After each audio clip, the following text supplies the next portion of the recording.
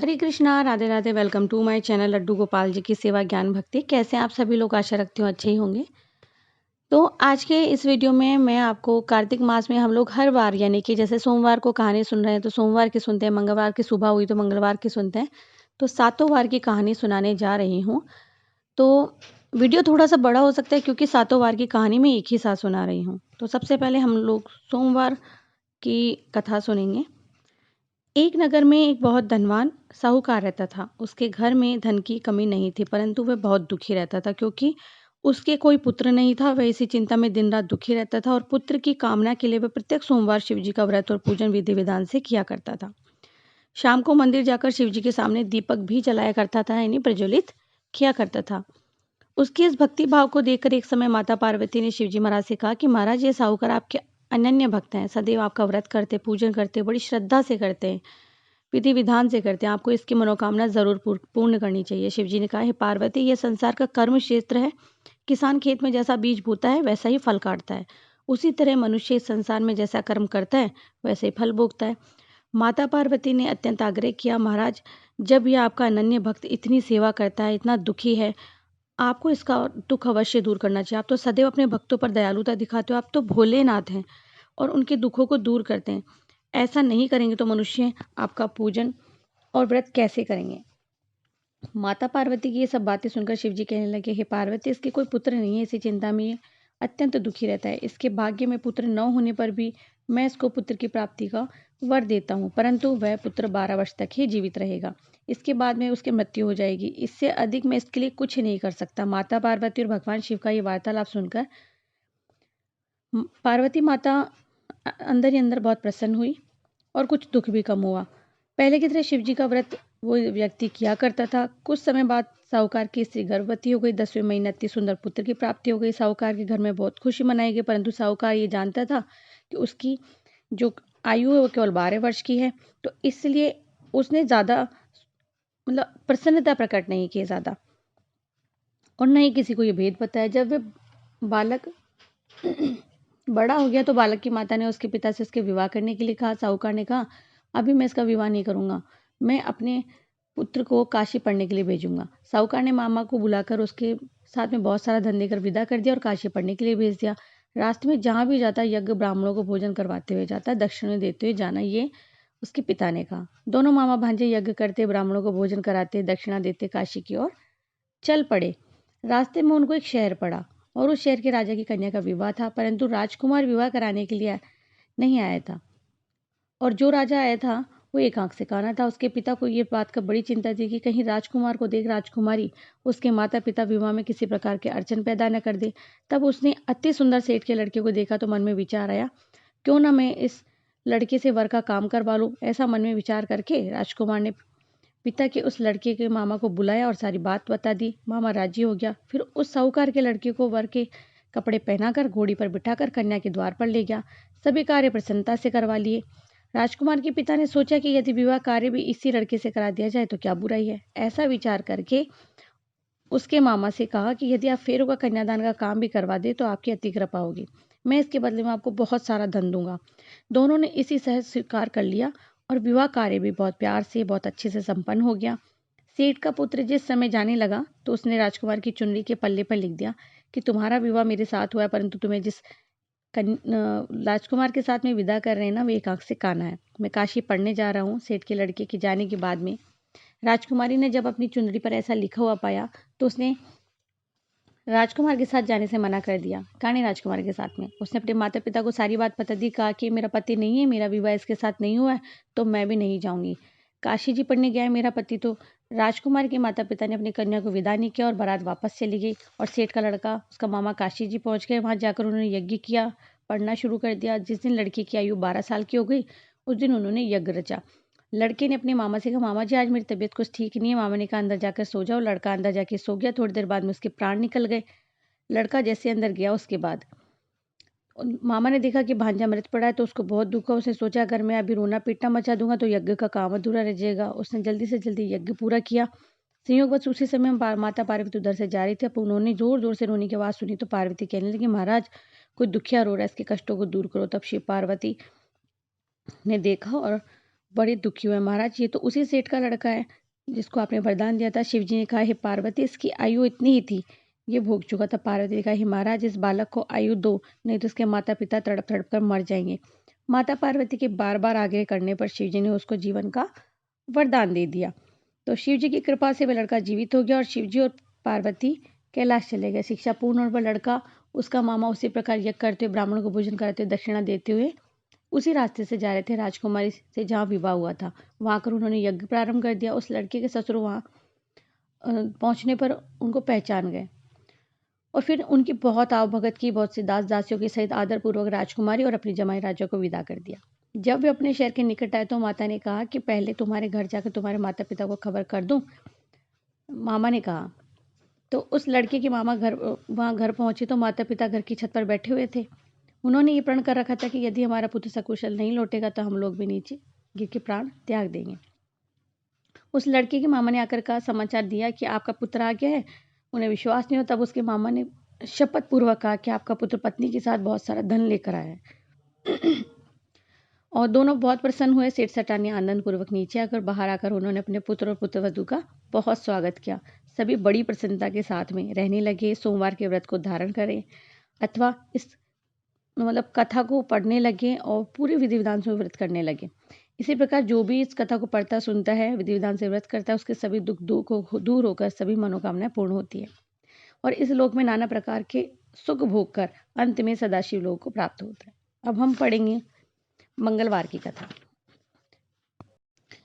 तो ये मंगलवार की कथा है। एक ब्राह्मण दंपत्ति की कोई भी संतान नहीं थी, जिस कारण पति पत्नी बहुत दुखी रहते थे। एक समय वह ब्राह्मण हनुमान जी की पूजा हेतु वन में चला गया। वहां पे पूजा के साथ महावीर जी से एक पुत्र की कामना करने लगा। घर पर उसकी पत्नी भी पुत्र प्राप्ति के लिए मंगलवार का व्रत किया करती थी और मंगलवार के दिन व्रत में अन्न में भोजन बनाकर भगवान जी को भोग लगाने के बाद ये स्वयं भोजन ग्रहण किया करती थी। एक बार कोई व्रत आ गया जिसके कारण ब्राह्मणी भोजन नहीं कर सके और हनुमान जी को भोग भी नहीं लगा। वे अपने मन में ऐसा प्रण करके सो गई कि अब अगले मंगलवार को हनुमान जी को भोग लगाकर मैं अन्न ग्रहण करूंगी। वे भूखी प्यासी 6 दिन तक रही। मंगलवार के दिन उसे मूर्छा आ गई, यानी कि बेहोश हो गई। हनुमान जी ने उसकी लगन और निष्ठा को देखकर प्रसन्न और उन्हें दर्शन दे दिया। हनुमान जी ने कहा, मैं तुमसे अति प्रसन्न हूँ। मैं तुम्हें एक सुंदर बालक देता हूँ जो तुम्हारी बहुत सेवा करेगा। हनुमान जी मंगल को बाल रूप में उसको दर्शन देकर अंतर्ध्यान हो गए और सुंदर बालक पाकर ब्राह्मणी भी बहुत प्रसन्न हो गई। ब्राह्मणी ने बालक का नाम मंगल रखा।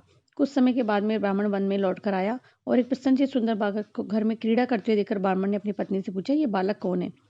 पत्नी ने कहा, मंगलवार के व्रत से प्रसन्न होकर हनुमान जी ने दर्शन देकर मुझे ये बालक दिया है। ब्राह्मण को पत्नी की बात पर विश्वास नहीं हुआ। उसने सोचा ये कुलटा व्याभिचारिणी अपनी कलुषता छिपाने के लिए ये बात कह रही है। एक दिन ब्राह्मण कुएं पर पानी भरने गया तो ब्राह्मणी ने कहा कि मंगल को अपने साथ ले जाओ। ब्राह्मण मंगल को साथ ले गया, परंतु वह उस बालक को नाजायज मानता था, इसलिए उसने कुएं में डालकर पानी भरकर घर वापस आ गया। ब्राह्मणी ने ब्राह्मण से पूछा कि मंगल का है। तभी मंगल मुस्कुराता हुआ घर वापस आ गया। उसने वापस देख करके ब्राह्मण आश्चर्यचकित हुआ। रात्रि में उस ब्राह्मण से हनुमान जी ने स्वप्न में कहा कि बालक मैंने दिया है, तुम पत्नी को उल्टा क्यों समझते हो?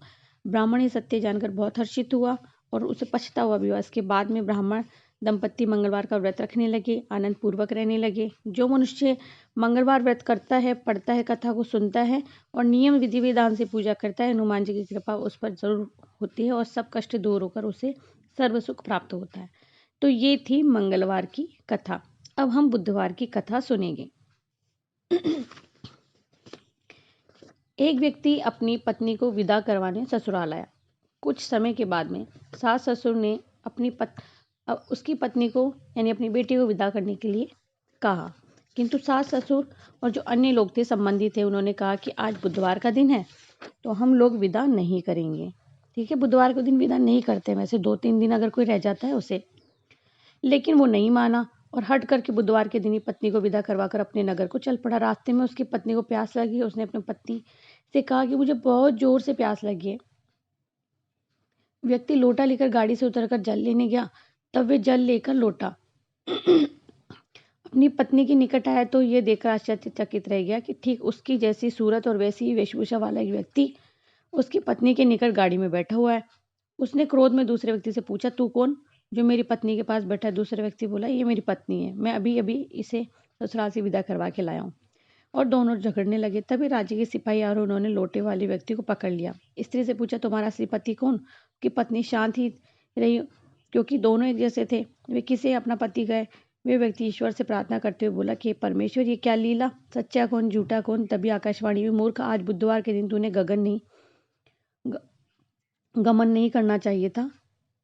तूने किसी की बात नहीं मानी, अपना हट रखा। ये लीला बुद्धदेव भगवान की। उस व्यक्ति ने भगवान बुद्धदेव से प्रार्थना की, क्षमा याचना की और अपनी गलती के लिए क्षमा मांगने लगा। तब मनुष्य के रूप में आए भगवान बुद्धदेव अंतर्ध्यान हो गए।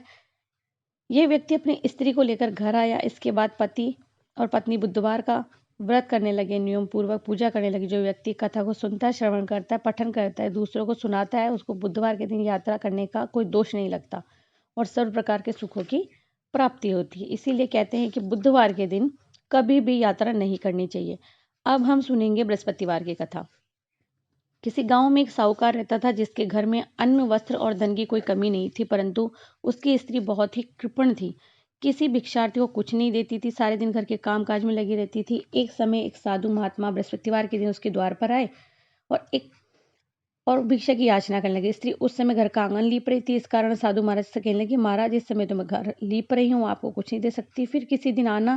साधु महात्मा खाली हाथ चले गए। कुछ दिन बाद आए, उसी तरह भिक्षा मांगी। साहूकारनी ने कहा कि मैं बच्चे को खाना खिला रही हूँ, किसी और दिन आना। महाराज, मैं क्या करूँ, अवकाश ही नहीं रहता, इसलिए आपको भिक्षा नहीं दे पाती। तीसरी बार महात्मा आए तो उन्होंने किसी तरह से टालना चाहा, परंतु महात्मा जी कहने लगे कि यदि तुमको बिल्कुल ही अवकाश नहीं है तो मैं तुमको भिक्षा, बिल्कुल भी अवकाश नहीं है तो मुझे भिक्षा नहीं दोगी, और अगर तुमको अवकाश मिल जाए तो? साहूकार ने कहने लगी, हाँ महाराज, यदि कुछ ऐसा हो जाए तो आपकी कृपा हो जाए। साधु महात्मा जी कहने लगे, अच्छा, एक उपाय बताता हूँ। तुम बृहस्पतिवार को दिन चढ़ने पर उठो और सारे घर में झाड़ू लगाकर कूड़ा एक कोने में जमा कर दो। घर में चौका इत्यादि मत लगाना। फिर स्नान आदि करके अपने घर वालों से कह दो कि उस दिन सब हजामत अवश्य बनवाएं। रसोई बनाकर चूल्हे के पीछे रखा करो, सामने कभी मत रखना। सायंकाल को अंधेरा होने के बाद दीपक जलाना और बृहस्पतिवार को पीले रंग के कपड़े कभी मत पहनना। पीले रंग की चीजों का भोजन मत करना। ऐसा करोगी तो तुमको घर का कोई काम करना नहीं पड़ेगा। आप सभी जानते हैं कि बृहस्पतिवार को ये सभी कार्य नहीं करने चाहिए। साहूकारनी ने ऐसा ही किया। बृहस्पतिवार को दिन चढ़ी उठी, सभी कार्य जैसे उन्होंने बताया था वैसे ही किया। अब कुछ समय बाद उसके घर में खाने को दाना भी नहीं रहा। थोड़े दिनों में महात्मा आया और भिक्षा मांगी। फिर जैसा सेठानी ने कहा, महाराज, मेरे घर में तो खाने को दाना ही नहीं है, आपको क्या दे सकती हूँ। तब महात्मा ने कहा कि जब तुम्हारे घर में सब कुछ था तब तुम कुछ नहीं देती थी, अब पूरा पूरा अवकाश है तब भी तुम कुछ नहीं दे रही हो, तुम चाहती क्या हो ये कहो। तब सेठानी ने हाथ जोड़कर प्रार्थना की, महाराज, अब कोई ऐसा कार्य बताओ जिससे पहले जैसा सब कुछ हो जाए। तब महात्मा जी को दया आई और बोले, बृहस्पतिवार को प्रातः उठकर जो कार्य मैंने तुमको उल्टे करने के लिए कहते हैं उन्हें सीधे कर देना। सभी कार्यों से निवृत्त होकर के गोबर से घर की लिपाई करके घर के पुरुषों को कहना, हजामत न बनवाए, भूखों को खाना देना, जल देती रहना और शाम के समय दीपक जलाना। यदि ऐसा करोगी तो तुम्हारी मनोकामनाएं पूर्ण हो जाएगी। बृहस्पतिवार को कभी सिर मत नाना। भगवान बृहस्पति की कृपा पूर्ण हो गई। सेठानी ने वैसा ही किया और घर में धन धान्य वैभव वैसा ही हो गया जैसा कि पहले था। तो भगवान बृहस्पति की जय हो। और हे भगवान बृहस्पति, जैसा आपने सेठानी के साथ में पहले किया वैसा कभी मत करना। सबके घर में धन धान्य सुख समृद्धि से भरपूर रखना। अब हम शुक्रवार की व्रत कथा कहने जा रहे हैं। तो एक समय की बात है, एक नगर में कायस्थ ब्राह्मण और वैश्य जाति के तीनों लड़कों में परस्पर गहरी मित्रता थी।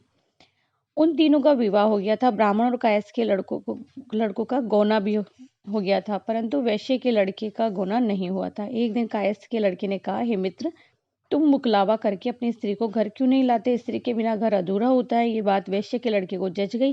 वह कहने लगा, मैं अभी जाकर मुकलावा करके लाता हूँ। ब्राह्मण के लड़की ने कहा, अभी मत जाओ, क्योंकि शुक्र अस्त हो रहा है, जब उदय हो जाए तब जाकर ले आना। परंतु वैश्य के लड़के को ऐसी जिद हो गई कि नहीं, मुझे अभी ही करना है। अब उसके घर वालों ने सुना तो उन्होंने भी बहुत समझाया, वह किसी प्रकार से नहीं माना और अपने ससुराल चला गया। उसको आया हुआ देखकर ससुराल वाले भी चकरा गए। जमाई का स्वागत सत्कार करने के बाद उन्होंने पूछा, आपका कैसे आगमन हुआ? वैश्य पुत्र कहने लगा, मैं पत्नी को विदा कराने आया हूँ। ससुराल वालों ने भी उसे बहुत समझाया। इन दिनों शुक्र अस्त है, उदय होने पर ले जाना, परंतु उसने एक बात नहीं सुनी और पत्नी को ले जाने का आग्रह करता रहा।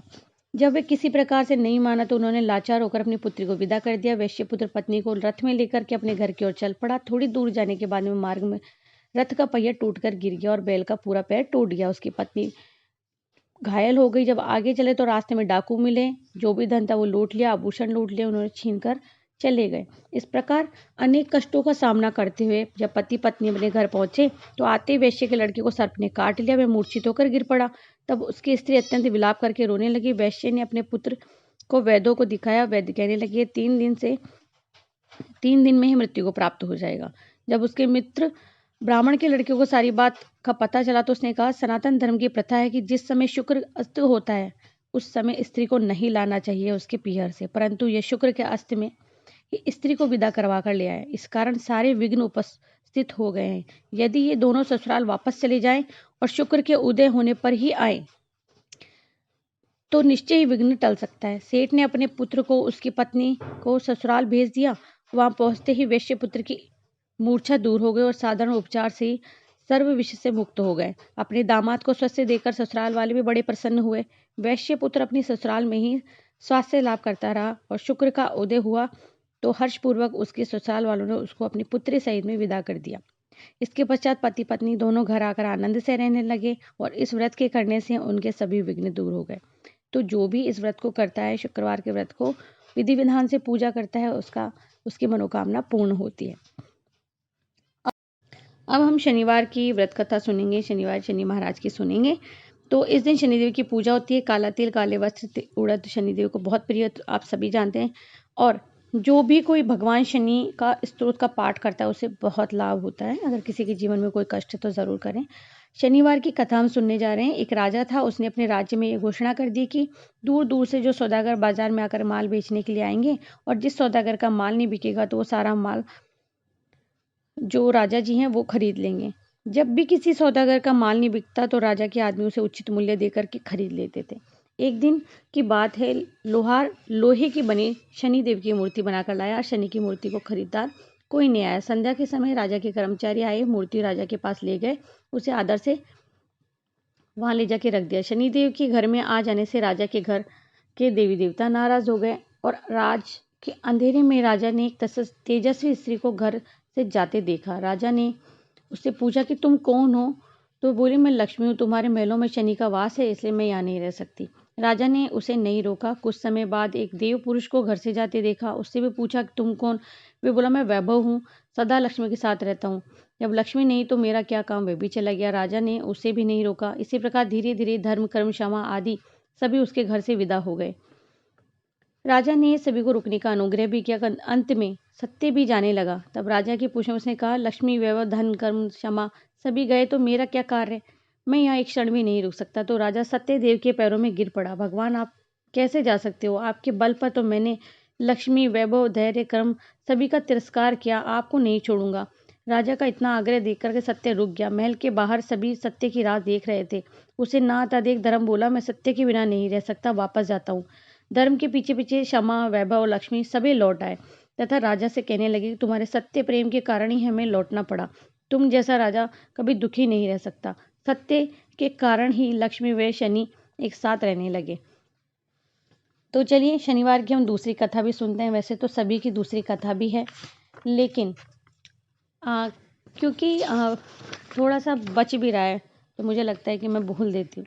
तो एक ब्राह्मण पूजा पाठ करने जा रहा था। उसे रास्ते में शनिचर महाराज मिले और ब्राह्मण बोला, शनि महाराज कहाँ जा रहे हो? शनिचर बोला, राजा के लगने जा रहा हूँ। ब्राह्मण बोला, राजा के लगेगा तो सारी प्रजा दुखी हो जाएगी, इसलिए मेरे लग जा। शनिचर बोला, कितने साल का लगू? ब्राह्मण बोला, 7 साल नहीं, 5 साल के लगना, 2.5 साल नहीं, 1.25 साल का प्रहर लगो। तो ब्राह्मण नदी के किनारे जाकर बैठ गया, आसन बिछाकर पाठ करने लगा। नदी में 2 मतीरे बह रहे थे, निकाल कर घोड़े के नीचे दबा लिए। मतीरा राजा के लड़के के बहे जा रहे थे, उसने निकाल घोड़े के नीचे रख लिए थे और वो मतीरे जो थे वो राजा के सिर बन गए, राजा के लड़कों के सिर बन गए। अब उसके पास शनि आया और बोला कि ब्राह्मण राजा के लड़के के सिर काट कर रखे हैं। ब्राह्मण ने कहा, किसी से मत कहना, मेरे को शनि की दशा लगी है। शनि ने एक नहीं 2 से कही, सारी नगरी में फैल गई। राजा बोला, ब्राह्मण को सूली पर चढ़ा दो। सभी तैयारियां हो गई। इतने में देर उसका 1.25 पहर पूरा हो गया। राजा के लड़के खेलते खेलते घर आ गए। अब रानी बोली, महाराज, ब्राह्मण को सूली पर चढ़ा दिया होगा, जाकर देखो, नहीं तो हमारा पाप उतरेगा नहीं। राजा ने जाकर देखा तो ब्राह्मण को सूली में चढ़ाने वाले थे। राजा ने पूछा, ब्राह्मण, ये सब क्या था? मैं तो कुछ भी नहीं जानता, मैं तो पाठ करने जा रहा हूँ। रास्ते में शनि महाराज मिले और बोले, महाराज कहाँ जा रहे हो? वे बोला, राजा के लगने जा रहा हूँ। तो मैंने उनसे कह दिया कि मुझे लग जाओ, अगर राजा के लग गए तो प्रजा दुखी हो जाएगी, इसलिए मेरे लग गया, बस और कुछ नहीं है। तो शनिचर बोले कि कितने साल का लगूं? मैंने कहा 1.25 पहर के लग जाए। अब 1.25 पहर में मेरे को शनि ने ऐसे रंग दिखा दिए कि मैं क्या ही कहूँ। राजा कहने लगा, इसकी दशा कैसे उतरेगी? तो ब्राह्मण ने कहा, राजा सोने चांदी का दान, तांबे का दान, लोहे का दान, पीतल का दान करो। तो राजा ने कहा, साहूकार तो कर देगा, गरीब कैसे करे? ब्राह्मण बोला, तेल की पली, गुड़ की डली, डकौत को दे दो, 7 बार पीपल की जड़ में चढ़ा दो, और कहा कि शनिदेव को लूटा कभी ना आवे टोटा। शनिवार की घड़ी में 70 वाला टली, 7 बार पीपल में जल चढ़ा, सारी बला टल जाएगी। ऐसा कहकर वहां से राजा जी चले गए। तो इसीलिए हर शनिवार को पीपल के वृक्ष में सरसों के तेल का दीपक जलाया जाता है, और शनि भगवान जो हैं उनकी प्रतिमा पर तेल और काले तिल अर्पित किए जाते हैं। तो जिसे भी शनि की दशा हो वो शनि महाराज की पूजा करे, शनि भगवान की पूजा करे।